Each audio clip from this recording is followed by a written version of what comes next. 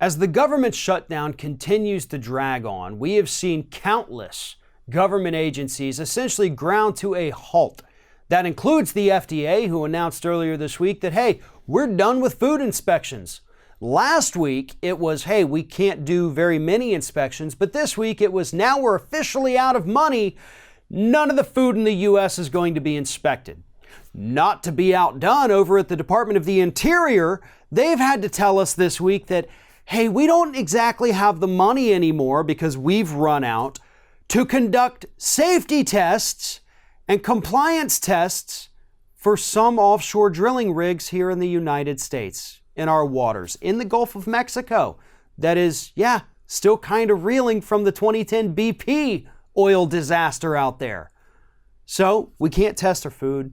We can't make sure that another massive oil spill is not right around the corner. So what can the government do right now? Apparently the answer to that is grant new offshore drilling leases to oil companies. Now, this is actually a fairly complicated story, so I'm going to do my best to explain it in its absolute simplest terms. What's happening right now is the Bureau of Ocean Energy Management is operating with a skeleton crew. They're part of the partial shutdown. And as such, they did have contingency plans in place to make sure that everything could keep operating, at least in its most basic form, during the government shutdown. Trump came in, Trump administration, and said, you know what, to hell with the rest of your contingency plans. What we want you to focus on right now is approving new oil leases for offshore drilling in the Atlantic. Go ahead and just work on that. So they've banded together about 40 workers now into one single area who are in charge of trying to get these oil leases approved. And the reason they're trying to do it as quickly as possible is because part of the area that they're not working on during this shutdown is a study, a report that would have assessed the seismic risks and other risks associated with all of this offshore drilling in the Atlantic. They knew that that study was going to be damning for them and could put a halt to offshore drilling leases being issued.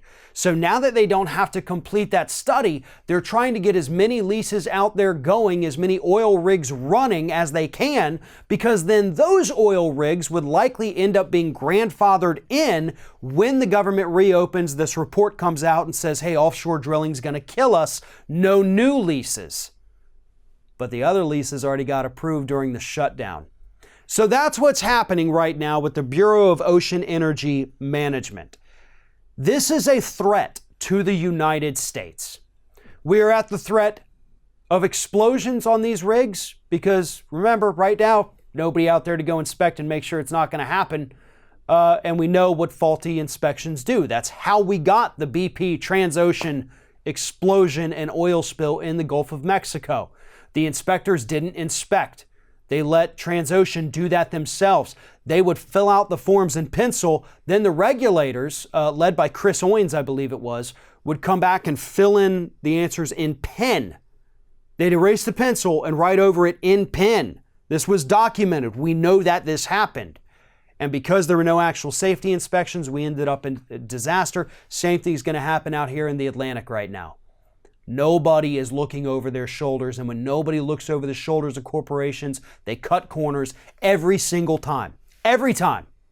There is no exception. They don't follow the rules when they don't think they have to.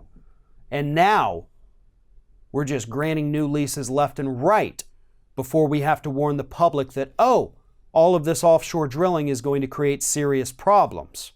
That is the administration's priority today. The government may be shut down, but the oil industry is still profiting hugely from the Trump administration.